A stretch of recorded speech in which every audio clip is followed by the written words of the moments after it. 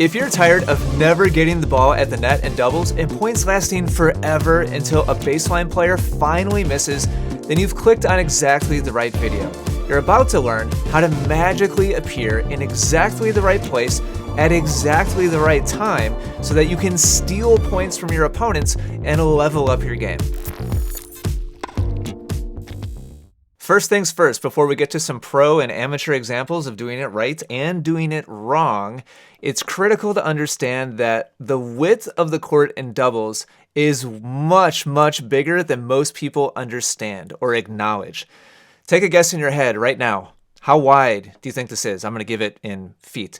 36 feet wide, which means that if you're this player right here, that means that for you to cover the entire width, there would need to be 6 of you at a 6-foot wingspan to be able to cover the entire thing. So I know you're probably saying to yourself, well, duh, Ian. Well, the point is, I think most doubles players are looking for some magical place they can stand. Just tell me, should I stand here? Should I stand here? Should I stand here? So that I can cover the whole thing and I don't have to worry about getting passed down the alley and I can pick off balls in the middle of the court and be a hero to my partner. But the reality is that magical place does not exist.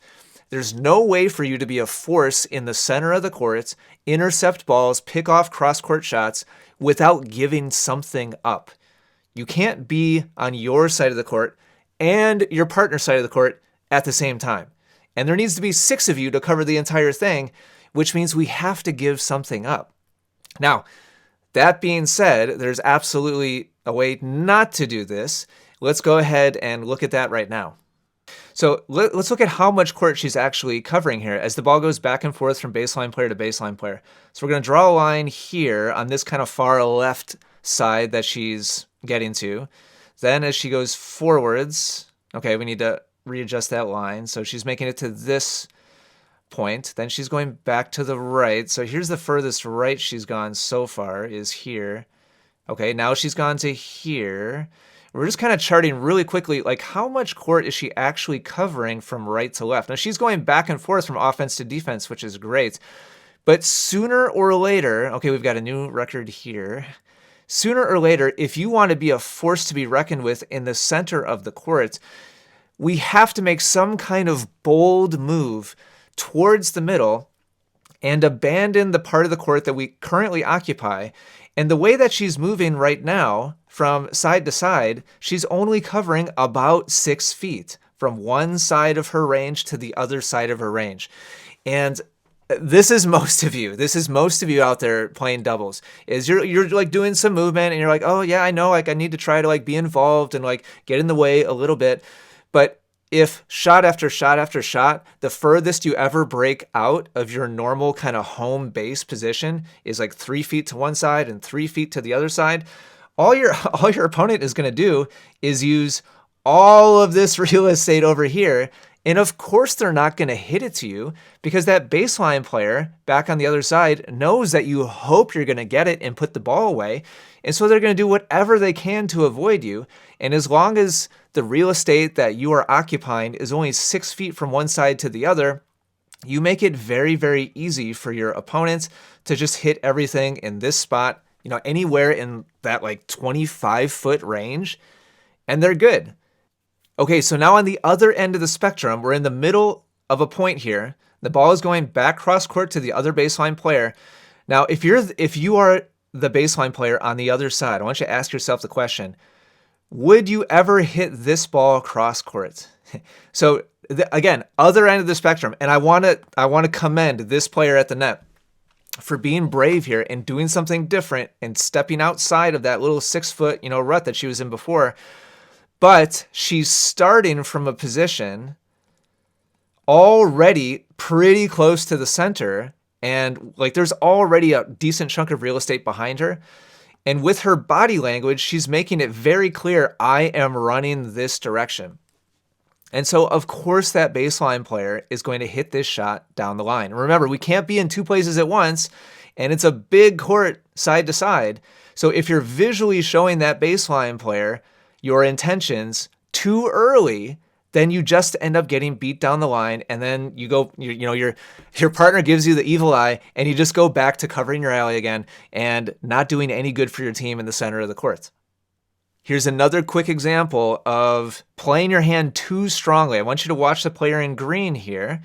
He's going to move forwards, and on this, actually make a really good move, but he can't quite intercept the ball. And so on his way back again, he doesn't really make his way back to a neutral position. And so when the next shot is about to get hit, he only makes it back to as far as this, and then goes right back to the middle again. And now we've overplayed our hand, left too much real estate open, and this is where you get beat down the line. And there's the walk of shame with the head hanging low. So let's look at how to do this without giving up too much, but also without being too tentative and too safe, and just being a spectator and watching the ball go back and forth the entire match. All right, our eyes are going to be on Bryan right here. His brother is hitting a return of serve right now. Return of serve makes it cross court. And as of this moment right here, I want you to look at Bob's position. He's slightly squeezed towards the middle. And this is something that you're going to see across the board with world-class high-level doubles players, is they give up a little bit of the alley. And this is just a great lesson. This is a whole other video. You don't want to cover the whole alley. You do want to give some of the alley up so that you can have more of the center available to you. But I would say he's like 10%, squeezed towards the middle, which gives him a little bit more opportunity. And this is more or less his kind of home base. Now, as the ball goes back across over here to the other baseline player, he's going to make a move towards the middle, and I want you to look at how he times it. You see this pivot step right here, how his left foot now is pointing out to the side, and he's pushing off of his planted right foot, his right foot. And look at this move towards the center right here. Now, I want you to look at how that move is timed with the swing of the player on the baseline over here. Watch the pivot and the plant and that move. You're going to notice that it's timed with the forward swing of the racket. What does that mean? What's the significance of that? That means that this player, once he starts swinging forwards, has picked a target because he has initiated the forward swing of his racket. So he's already timed his swing with wherever he wants the ball to go. And at that point, even if he sees Bob, it doesn't matter. He can't retime his swing because he's already started it. This is the sweet spot. This is how you can be basically invisible to that baseline player, because as they begin that forward swing, their eyes are on the ball. Could they see you in their peripheral vision? Yes, but we actually kind of want that because it's going to be disruptive and it's going to be distracting to that baseline player. Plus, they've already started their swing, so it's too late to change their mind in terms of like where the ball goes. So this is the perfect time. Bob began from a slightly aggressive position, but he didn't sell himself out and begin in the middle. And B, he's in a neutral stance right now. He's in a neutral body position, and he doesn't really commit until the forward swing happens. But notice that he is committing. Had this ball happened to be hit in this direction, he would have been beat. He is physically committing with that pivot to the middle. And at that point, he's saying, you know what? It's possible I might get beat here, but I know based on past experience, a whole lot of balls go through the middle. So I'm going to give myself the opportunity to intercept a lot of those balls at the risk of getting beat down the alley. There's risk reward here. Even Bryan can't cover the entire net at the same time. He's giving something up in order to gain something higher percentage for that baseline player, which is a better opportunity for him. Now I want you to watch some 3-5 players doing the exact same thing that Bryan did. Right now, the ball is traveling towards this baseline player on the other side, and we're going to keep our eyes on this net player right here. And I want you how she sinks her timing towards the middle with the forward swing.